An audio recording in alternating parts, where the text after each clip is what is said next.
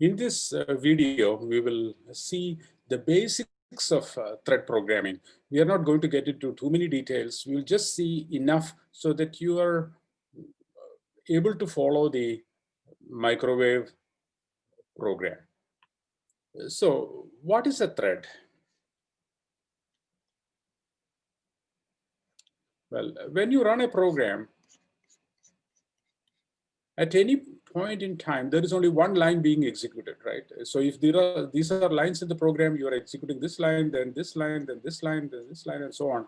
There is exactly one line that gets executed. But think of the microwave.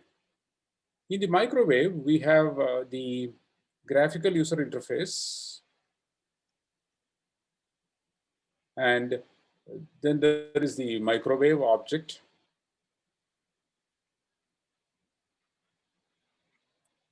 Then there is the clock.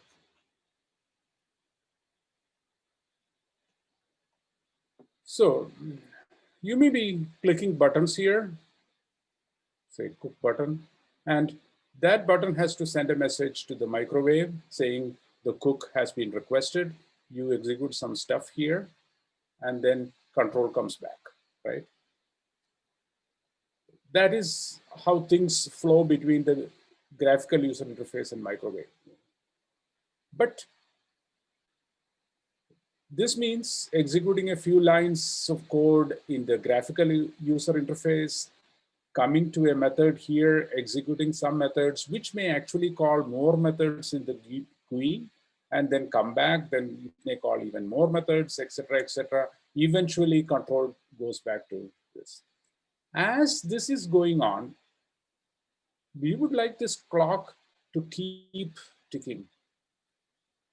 As an extreme example, this is not going to happen, but let's say in the extreme example, this processing, let's say, takes 3 seconds. I know it won't take 3 seconds, but let's just pretend that this takes a lot of time for whatever reason.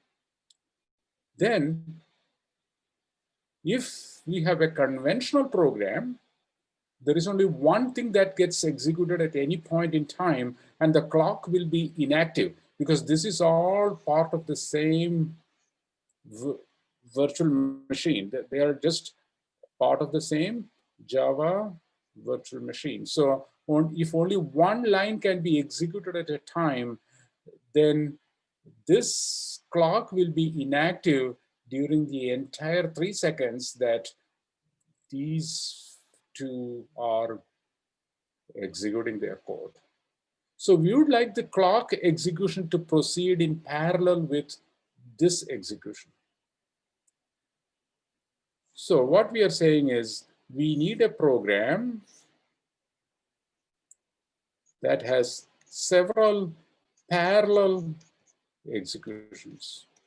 So you may be executing one sequence of lines here, another part of the code is executing here.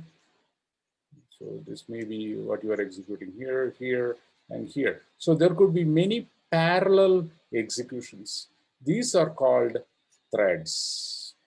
All these different things are called threads.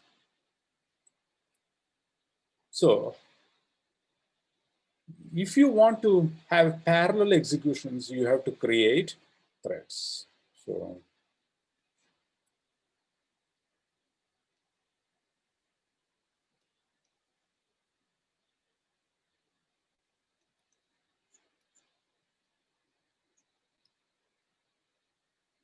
every program has at least one thread, because you know that a program keeps executing line after line, and so that is one thread.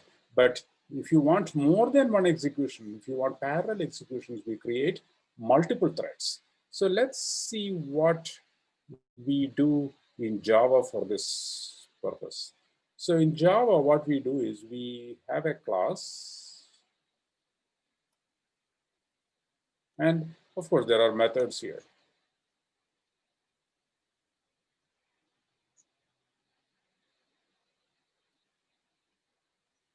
And there are fields. So the approach is to take an object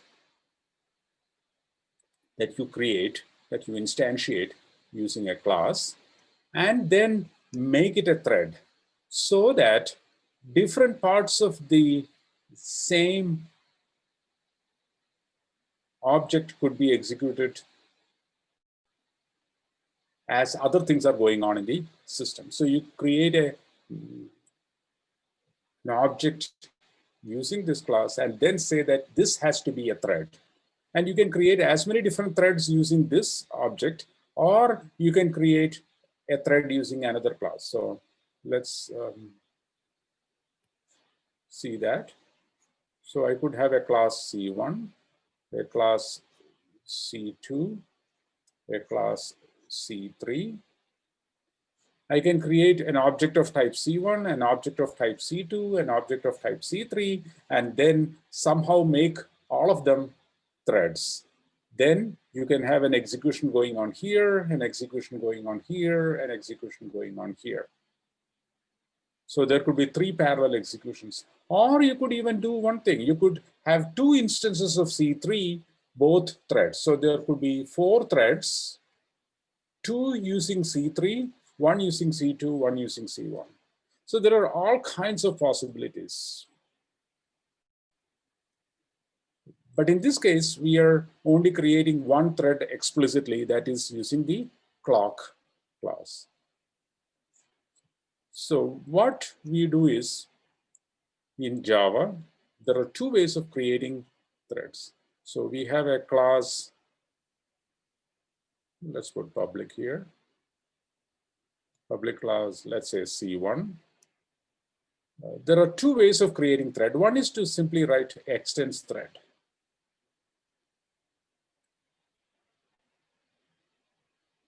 Then this is a thread object.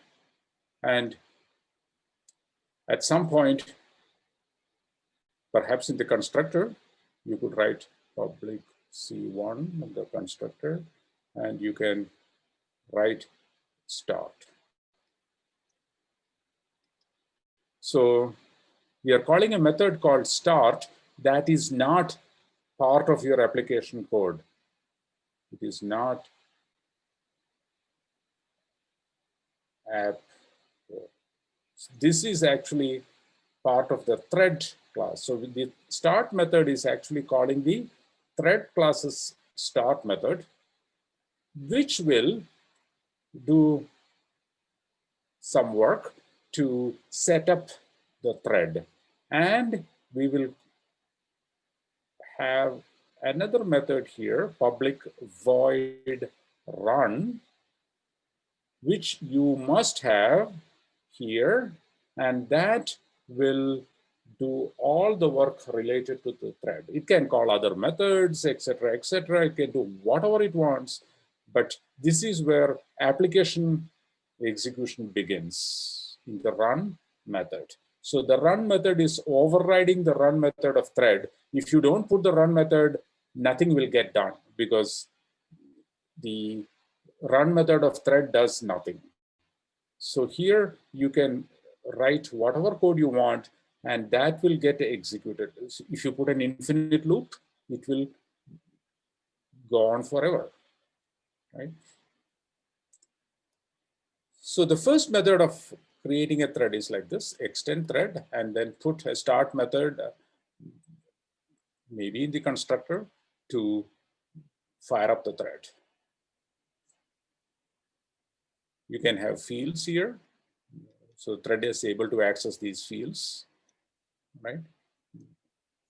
Now, this is perhaps not all that convenient for us, because in Java, you can only extend one class. So if you want a class that extends something else, for example, suppose you want to extend java.util.arraylist and still want to be a thread, then this is not going to work. So what we do very often is to take the second approach, which we do in the microwave example. We write public class C1 implements runnable.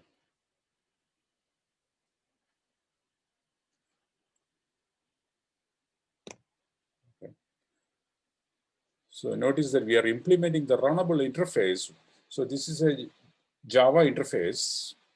And here, then we put at override, and we have to implement the run method here. Otherwise, you will get a syntax error, public void run.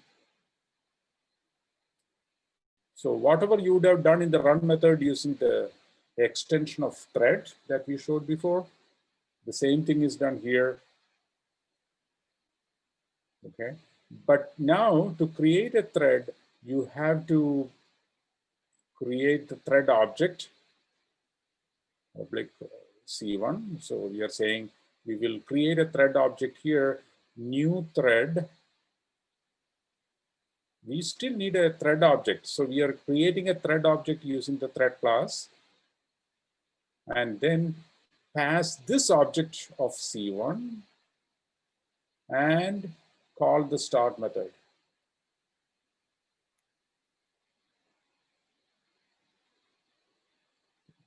Both approaches work, but this has the advantage. Implementing runnable has the advantage that you can have this extend